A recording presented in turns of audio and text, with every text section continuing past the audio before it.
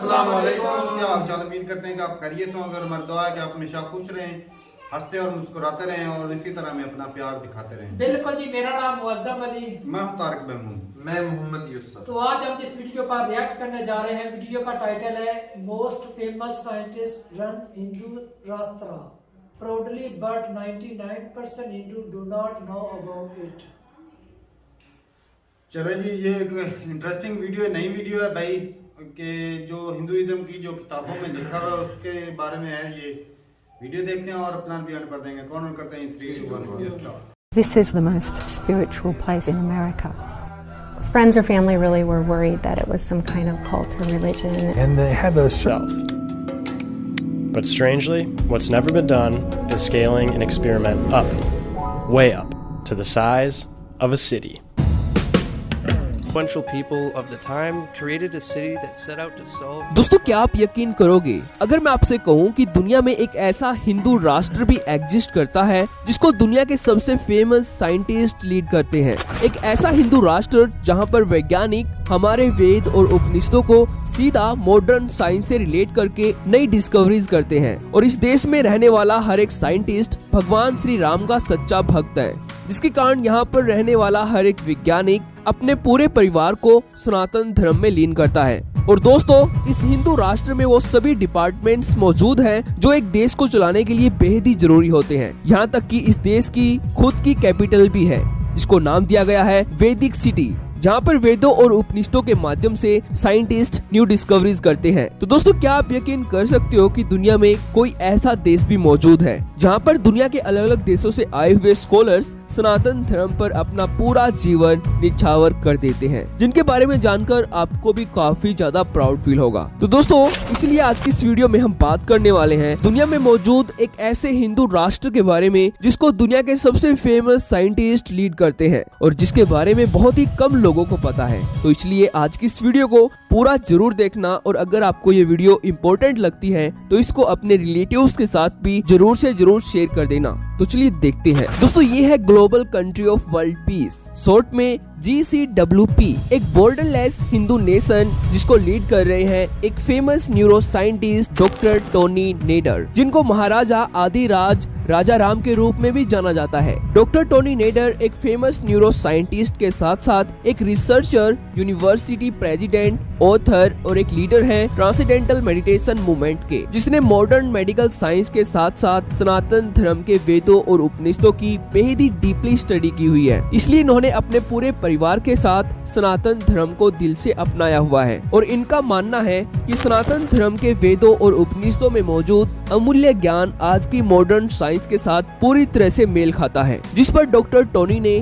बहुत बार रिसर्च भी की हुई है। इसलिए ये पिछले कई सालों से global country of world peace को लीड कर रहे हैं। दोस्तों, इस हिंदू राष्ट्र को नेचुरल लॉज एंड वैदिक प्रिंसिपल यानी कि प्रकृति के नियम और वेदों के प्रिंसिपल के माध्यम से ही चलाया जाता है। इसलिए global country of world peace में संस्कृत को नेशनल लैंग्वेज और आइडियल लैंग्वेज बनाया गया है। पर दोस्तों, संस्कृत के बाद यहाँ पर इंग्लिश और दूसरी कॉमन लैंग्वेजेस को भी यूज किया जाता है। पर दोस्तों, अब यहाँ पर आपके मन में बहुत सारे पर्सन भी उठ रहे होंगे कि ऐसा हिंदू नेशन दुनिया में कहाँ पर मौजूद है जिसको famous scientist and scholars lead कर रहे हैं। तो दोस्तों, इस वैदिक हिंदू कंट्री की लोकेशन है आयोवा स्टेट ऑफ USA, और इस देश की कैपिटल महर्षि वैदिक सिटी भी USA के इसी स्टेट में मौजूद है। Global country of world peace के टोटल 12 डिपार्टमेंट्स हैं, जैसे law and order, education, health, architecture, trade and commerce, defence, religion and culture, administration और फाइनेंस एंड प्लानिंग। सन 2002 में GCWP के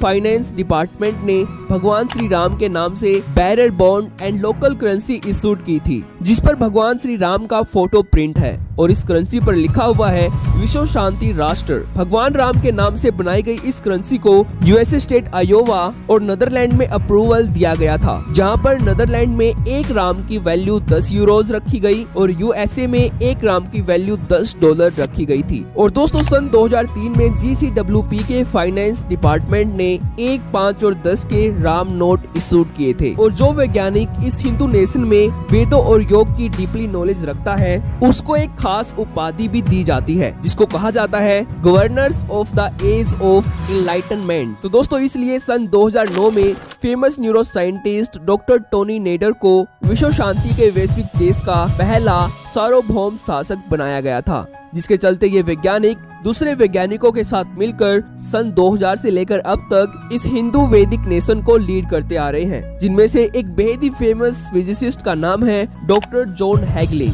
जो global country of world peace के प्रेसिडेंट भी रह चुके हैं। ये सनातन धर्म के उपनिषदों से काफी ज्यादा प्रभावित है, इसलिए इन्होंने यूनिफाइड फील्ड थ्योरी को उपनिषदों से बहुत ही क्लियर वे में रिलेट किया हुआ है, जिसका सबूत आपको इस वीडियो में भी मिल जाएगा। Good afternoon, Shankaracharya Maharaj, Rajaram Ji, great sadhus and scholars and scientists and political leaders and entrepreneurs. It's really an honor to be participating in this great new awakening of the profound and powerful Vedic wisdom in this auspicious conference.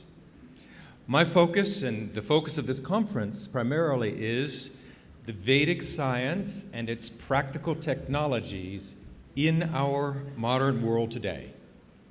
दोस्तों, doctor John हैगलिन भी भगवान श्री राम के सच्चे भक्त हैं। पर केवल इतना ही नहीं, doctor John Hagelin European Organization for Nuclear Research यानी कि CERN में क्वांटम फिजिक्स पर रिसर्च भी कर चुके हैं। दोस्तों, यहाँ पर आप ये अंदाजा लगा सकते हो कि इतना बड़ा वैज्ञानिक भी भगवान श्री राम को अपना आदर्श मानता है। पर दोस्तों, अब यहाँ पर प्रश्न ये उठता है कि इस हिंदू नेशन की इन वैज्ञानिकों ने शुरुआत कब और क्यों की, यानी कि इन स्कॉलर्स का हिंदू राष्ट्र बनाने का मेन मकसद क्या है। तो दोस्तों, इस सब की शुरुआत करने वाले महान योगी का नाम है महर्षि महेश योगी, जिसने ट्रांसेंडेंटल मेडिटेशन के माध्यम से पूरी दुनिया में सनातन धर्म को पॉपुलराइज किया था, जिसके कारण दुनिया के सबसे फेमस लोगों ने सनातन धर्म की अद्भुत सभ्यता और संस्कृति को पहचाना और अपना जीवन सनातन धर्म का प्रचार करने पर निछावर कर दिया। तो दोस्तों, इसलिए global country of world peace के फाउंडर भी महर्षि महेश योगी ही है। इन्होंने इस हिंदू वैदिक कंट्री की शुरुआत अमेरिका में सन 2000 में की थी। इस वैदिक नेशन को बनाने के पीछे महर्षि का सिर्फ एक ही मकसद था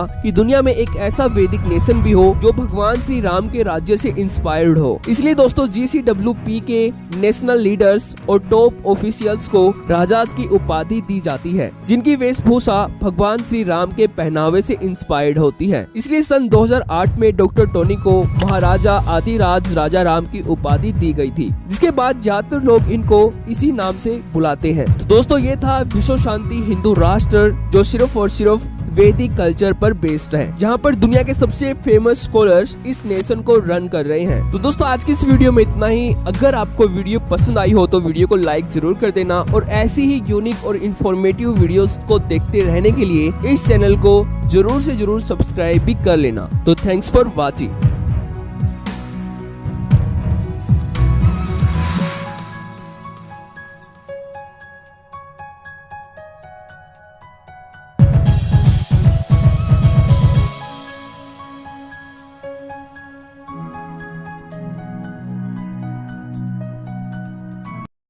चलें जी, वीडियो ख़त्म हो गई। और भाई, अक्सर भाई बोलते थे कि इतने कंट्री हैं दुनिया में, इस्लामिक कंट्री देख रहा जाए तो 57 कंट्री हैं, हिंदू राष्ट्र एक भी नहीं है। तो आज भाई ये हिंदू राष्ट्र भी देख लिया कि अमेरिका में भी ये बना के बैठे हैं। और मज़े की बात तो ये है कि श्री राम का नोट भी चल रहा है उधर। तो ये हैरानकुन बात है कि इंडिया में जब ना वो पिछले दिनों पता चला था ना कि नोट के ऊपर वो बनाने लगे थे तस्वीर श्री राम की, और नहीं श्री राम की तो नहीं, वो लक्ष्मी माता की। तो मतलब धार्मिक तस्वीर जो है, मतलब गॉड या गॉडेस की ना बनाना चाहते थे, लेकिन उसको भी ना, हाँ मेरे ख्याल में केजरीवाल ने रिकमेंड किया था कि ताकि जो हिंदू धर्म के लोग हैं वो जो है उनके संपत्ति हासिल करने के लिए, सहमति हासिल करने के लिए कि मैं भी अपने हिंदू धर्म को बहुत ज़्यादा प्रमोट कर रहा हूँ। तो ये इंडिया में तो ये ना हो सका कि ये जो नोट के ऊपर श्री राम की या श्री कृष्ण की जो तस्वीर लगाई जा सके। लेकिन जो वो ये जो वर्ल्ड ग्लोबल पीस जो कंट्री बनाया है, इसमें तो भाई साहब चल रहा है। और उसकी वैल्यू देखी थी कितनी है, $10 के बराबर है, $1 से भी बड़ा बनाया गया। तो ये असल में तो देखा जाए तो जो भी धार्मिक बुक्स होती हैं, अगर उनको सही से पढ़ा जाए तो उसमें बहुत सारी चीज़ें होती हैं जो आम इंसानों की सोच से बहुत परे होती है। क्योंकि आम इंसान जो है वो और सोचता है, और जो भगवान होते हैं, जो ऊपर वाला होता है भाई, उसकी जो सोच होती है वो आम इंसानों से कई ज़्यादा ऊंची, चाहे जितने मर्जी न्यूरो साइंटिस्ट हों या जितने मर्जी पढ़े लिखे लोग हों, जी खुदा की सोच के बराबर नहीं पहुंच सकते। बिल्कुल। लेकिन जो है ऊपर जिसने भाई साहब आपको बनाया, आप उसका मुकाबला तो नहीं कर सकते। सही बात है। जितनी आपको अकल दी है उस हिसाब से आप चल रहे हैं, दुनिया को चला रहे हैं। बिल्कुल, जो भी देख लें, अभी जात पात का सिस्टम भी है, चलो पहचान के लिए जात पात बनती है, ठीक है। अगर ऊपर वाला करे कि एक जैसे सारे लोग जो है अमीर ही बना दे, फिर काम कौन करेगा? एक ही पावर के सारे बन जाए, काम कौन करे? सिस्टम चलाने के लिए ऊपर वाले की निशानियां होती है। इस साल में रखा कि वो आगे निकलने की कोशिश करे। जो गरीब है वो थोड़ा सा अमीर होने की कोशिश करता है, जो अमीर है वो थोड़ा सा और आगे निकलने की कोशिश कर रहा है। मतलब इस तरह की दुनिया के लालच माइंड में लालच दिया है कि भाई साहब कोई इनाम हासिल और करने साथ के में ना तारक लिए भाई धर्म की किताबों में जो भी लिखा है वो इंसानियत की भलाई के लिए बिल्कुल सही बात है। और वेद की बात करें तो उसमें सही बात है कि बहुत सारी चीजें हैं जो इलाज के लिए इस्तेमाल होती हैं।